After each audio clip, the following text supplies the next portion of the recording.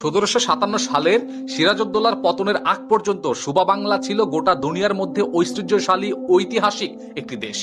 ইউরোপের বহু পর্যটক এবং বণিক সাক্ষ্য দিয়েছেন বাংলার মানুষের প্লেটে কমপক্ষে 3 ধরনের খাবার থাকতো। ঘি মাখন খাওয়া ছিল তাদের দৈনন্দিন অভ্যাস। গায়ে যে পরিধান ছিল তা ইউরোপিয়ানদের কল্পনারও বাইরে ছিল।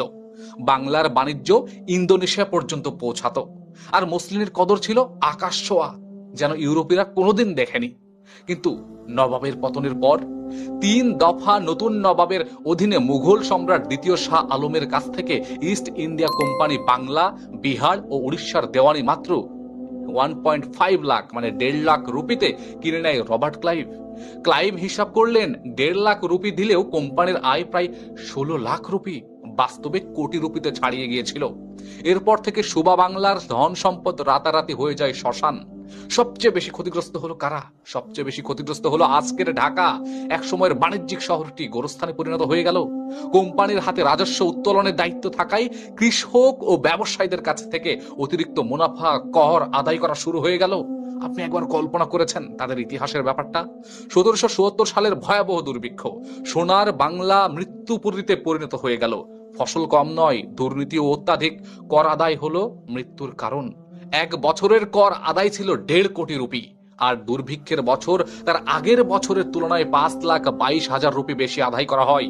ফলে 1 কোটি মানুষ মারা গেছে ক্ষুধার্থে, যা ইতিহাসে নিকৃষ্টতম এক দুর্ভিক্ষ বলে বিবেচিত। আপনি কি সেই ইতিহাস জানেন? ঢাকার মুসলিম শিল্পেও কেলেঙ্কারি ঘটেছিল। ব্রিটিশরা হাতের আঙ্গুল কেটে দিত বাঙালির তাঁতিরে, যেন তাঁতিরা আর কখনো সেগুলো বুনতে না পারে। সুবা বাংলা মুঘল শাসনের অধীনে 230 বছর শান্তিপূর্ণ শাসন উপভোগ করেছে। এই ঘটনা দুর্ভিক্ষের সময় কিন্তু ঘটেনি, কিন্তু 1764 সালে বক্সারের যুদ্ধে মীর কাসিমের পরাজয় ও কোম্পানির দেওয়ানি অধিগ্রহণের পর মাত্র 6 বছরের মাথায় 1770 সালে দুর্ভিক্ষ নেমে আসে এই বাংলায়। এরপরও অব্যাহত হলো ব্রিটিশ শোষণ, মানে জনগণকে জোরপূর্বক দাস হিসেবে ব্যবহার করার মাধ্যম। 1943 সালের দুর্ভিক্ষে 30 লক্ষ মানুষ ক্ষুধার্থে মারা গিয়েছিল, সেই ইতিহাস কি আমরা জানি? ফসল কম হয়নি কিন্তু, বরং দ্বিতীয় বিশ্বযুদ্ধ চলাকালে সমস্ত খাদ্যশস্য ব্রিটেনে নিয়ে তারা মজুত করেছিল। যুদ্ধে মাত্র 40,000 ব্রিটিশ সৈন্যের বিরুদ্ধে ভারতীয় সৈন্য সংখ্যা 1,60,000। কল্পনা করেছেন তারপরও আমরা মার খেয়েছি? দুর্ভিক্ষের অশনি সংকেত তৎকালীন ব্রিটেনের প্রধানমন্ত্রী চার্চিলকে জানানো হয়েছিল। তখন সে রাজা ছিলেন 6ষ্ঠ জর্জ। চার্চিলের উত্তর ছিল নিকৃষ্ট এবং নির্মম।